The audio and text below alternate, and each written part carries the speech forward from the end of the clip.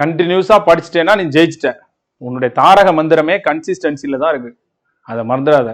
இன்னைக்கு புக்கை தூக்க முடியும், இதே மாதிரி ஒவ்வொரு நாளும் புத்தகத்தை தூக்க முடியுமா?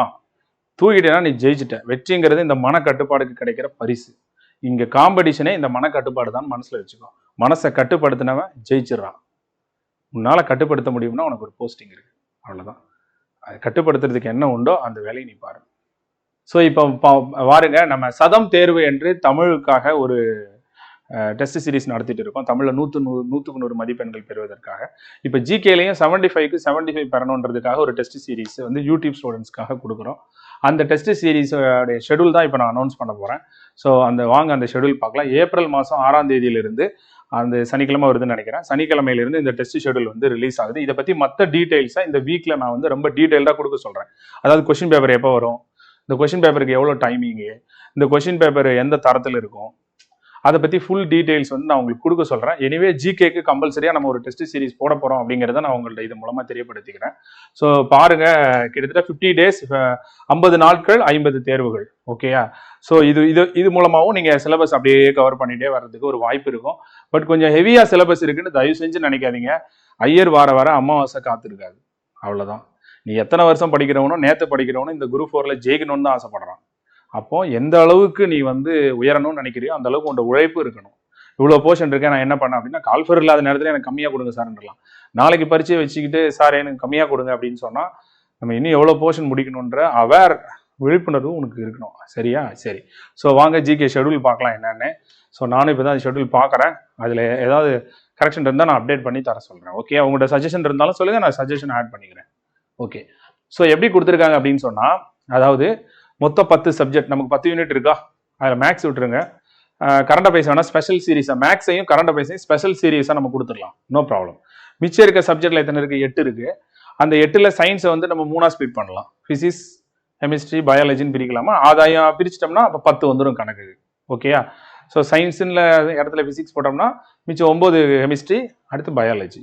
ஸோ இந்த 10 சப்ஜெக்ட்டுக்கு, ஒரு சப்ஜெக்ட்டுக்கு 5 நாள், 10 சப்ஜெக்ட்டுக்கு 50 நாள், அப்படி சொல்லி 5 நாள் ஒரு சப்ஜெக்ட்டுக்கு.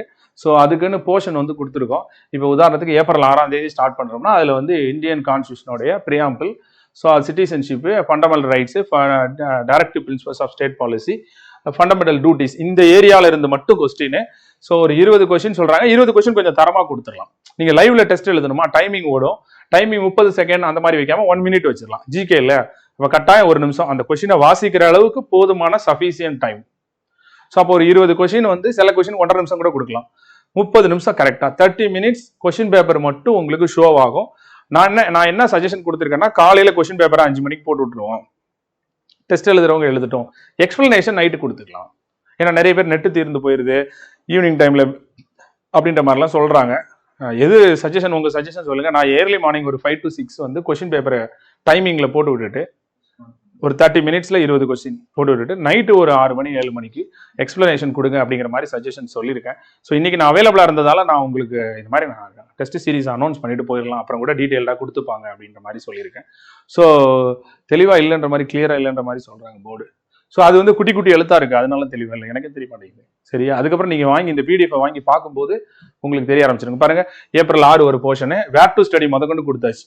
சார் இவ்வளோ எப்படி சார் கம்ப்ளீட் பண்ண முடியும்னு கேட்கக்கூடாது, இதுதான் மேட்ரு. ஓகேயா? ஏன்னா இப்படி தான் போய் ஜெயிக்க முடியும், வேறு என்ன பண்ணுறது? ஒன்றையும் இழக்காமல் ஒன்றையும் பெற முடியாது. நமக்கு ஏதாவது வேணும்னா உழைப்புக்கேற்ற உயர்வு தான் இருக்கும், உழைப்பின்றில் ஊதியம் இல்லை. ஓகேயா? ஸோ இதான் வேர் டு ஸ்டடியும் கொடுத்துருக்காங்க. கிட்டத்தட்ட பாருங்க 5 நாளில் பாலிட்டி கம்ப்ளீட் ஆகுது. அதுக்கு அடுத்த 5 நாளில் வந்து இந்தியன் ஹிஸ்ட்ரி போட்டிருக்காங்க. ஸோ அதுக்கு அடுத்த சாப்டர் வந்து ஜாகிரஃபி போட்டிருக்காங்க. அதுக்கு அடுத்து 5 டேஸ்க்கு அப்புறம் எக்கனாமிக்ஸ் போட்டிருக்காங்க. அடுத்து ஒரு 5 டேஸ்க்கு அப்புறம் இந்தியன் நேஷனல் மூவ்மெண்ட் போட்டிருக்காங்க. ஸோ அதுக்கு அடுத்து ஒரு 5 டேஸில் யூனிட் 8 போட்டிருக்காங்க. அடுத்து யூனிட் 9 போட்டிருக்காங்க. அதுக்கு அடுத்து வந்து பார்த்தீங்கன்னா பொது அறிவியலில் ஃபிசிக்ஸ் போட்டிருக்காங்க. ஃபிசிக்ஸ் 5 டேஸ் முடிஞ்சதுக்கப்புறம் கெமிஸ்ட்ரி போட்டிருக்காங்க. கெமிஸ்ட்ரி முடிஞ்சதுக்கப்புறம் பயாலஜி போட்டிருக்காங்க. ஸோ பயாலஜி முடிஞ்சதுக்கப்புறம் 50 நாள் முடிஞ்சிச்சா பயாலஜி. ஸோ 50 டேஸ் பக்காவாக 50 நாளைக்கு டெஸ்ட் சீரிஸ் வந்து போட்டிருக்காங்க. இந்த பிடிஎஃப் கூட அவங்களுக்கு கொடுத்துருங்க. லைவ் முடிஞ்சோன்னா டிஸ்கிரிப்ஷனில் கொடுத்துருவாங்க. அந்த பிடிஎஃப் பார்த்துட்டு படிக்க ஆரம்பிச்சிருங்க.